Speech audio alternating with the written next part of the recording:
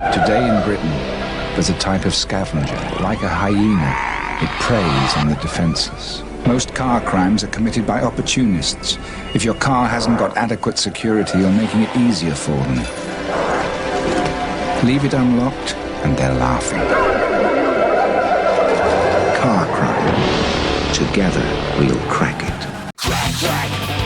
So the Lost Speed Uranus is finally here. And if you're in the US and you're wondering why us lot over in England are so excited about this car, let me give you a little history lesson. It proved more difficult to catch this speeding Sierra Cosworth. Stolen Sierra Cosworth, one of the getaway cars, was a prized Sierra Cosworth.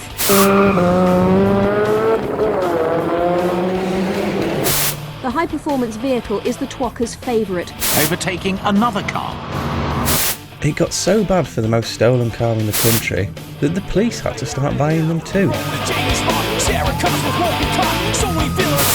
But that didn't work, because then the Twockers just stole their Sierra Cosworths. The car was virtually uninsurable, and the only place you could use it was on a racetrack. But then, whether it was rallying or touring cars, this car won 85% of the races it ever entered, making it the most successful race car ever. Absolutely smashing past him, and he does so. And whilst the original rear-wheel drive Sierra Cosworth did give way to the four-wheel drive and just as stealable Sierra Sapphire Cosworth, and then to the wonderful and still just as stealable Escort Cosworth, all we have these days are things like this. The ST, and let's be honest, that's just a trim level. If you want to fast forward these days, your best bet is to buy a Transit and throw it off a cliff.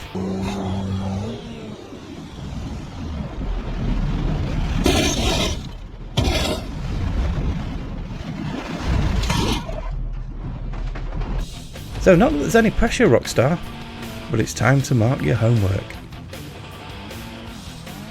And for first impressions, when the looks, they have absolutely smashed it.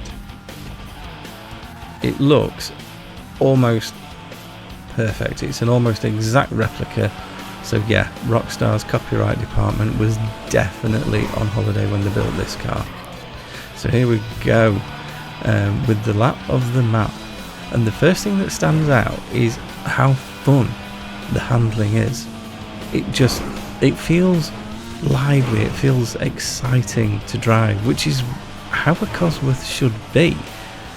I wish it was a little bit faster. We'll come to the top speed later. Oh, just look at that. And with my plate with the correct pronunciation of Cosy on there, which is Cosworth. I've got a Cosworth.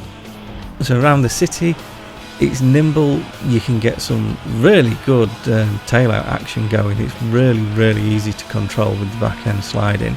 And it has, from that enormous rear wing, just the right amount of downforce. It really suits the amount of power it's got and the way the chassis handles. Yes, there are significantly faster cars, but if we get on to my key thing, the customization.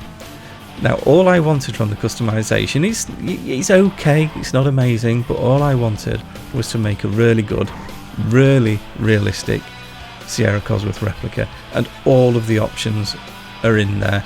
The bumpers are correct, the grill's pretty good, you can get the right bonnet vents on there. There's a nice selection of liveries actually if you're wanting to go for a race trim version, but the most important part, when I choose my colour, my end one's going to be black, but I think for this, the white one will do just fine. The most important part is that huge rear wing. There are some daft options, but you've got to have that rear wing, and with it being the Sierra Cosworth, you've got to have a sun strip as well. It's just a shame you can't have one that's got Wayne and Tracy written on it. I did change the wheels, because originally the wheel on this would have been a little bit smaller, but I think this is an absolutely perfect replica, and what better place to test this than Brands Hatch by JP, another absolutely first class circuit, and this car in race trim looks right at home here, and on the track it's just as much fun as it is on the street. That lively handling makes it fun I mean, this is a really good track anyway. You'll have fun on this track in any car that you choose. There's a link to the track in the description. But with the way this handling is put together, it just feels like a really, really well sorted car. I don't know how well it will do on the off-road courses, because obviously in real life this car was enormously successful at rallying, but in the game this one is quite correctly rear-wheel drive. People assume that all of the Cosworths were four-wheel drive, but that was only the later ones. The early ones were rear-wheel drive, so this is absolutely spot on. So coming back to the speed of this thing, let's get round to the top speed test and have a look and see what it does. So here we are at the top speed test. Now, I'm not expecting brilliant things from this because it is in the classics category. They tend to be a little bit slower, and realistically this car would do about 150 miles an hour back in the day, and that's relatively slow compared to the speed of super saloons these days, so it shouldn't be the best top speed. And to be fair, with a list price of just over $1 million, it's 1.1 million, this is a really cheap car. I expected it to be more expensive, and I would have paid 3 times that for this. But here's the top speed. So it did the mile in 32 seconds with an average top speed of 112, which is not too bad. It is the one weakness of the car. As I say, it's lively at low speeds, it accelerates well at low speeds. It does seem to struggle a little bit at the top end. However, I'm not saying that's a negative, because just the way it's put together, it all feels really well balanced. I was hoping, after the fabulous job they did with the Vorschlag hammer, I was hoping that they would do the same with this. And honestly, they really have.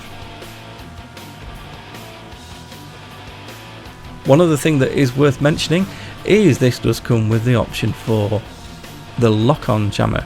It's about 328,000, so it's not cheap, but if you want to use it in sessions, it's absolutely essential.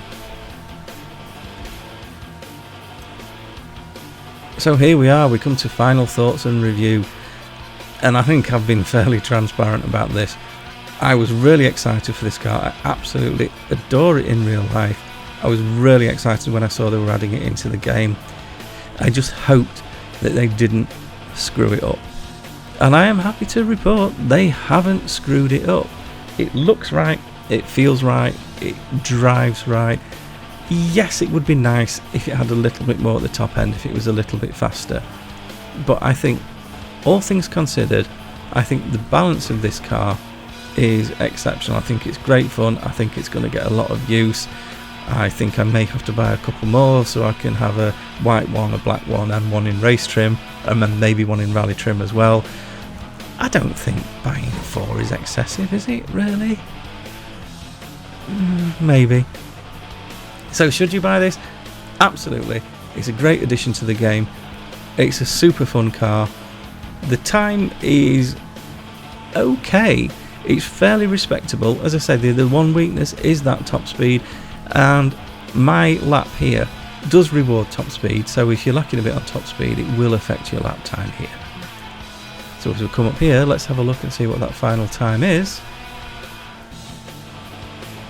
And it's a 9:06, which, you know, that's not too bad at all. It was a relatively clean lap. I did have one little nerf at the end, so you could probably get this down to just under 9 minutes, which puts it in with the really quick cars. So very respectable, very happy. So as for your grade, Rockstar, well, I think you can have an A for this one. Well done. Keep it up. I hope you found that useful. I'll see you all in the next one.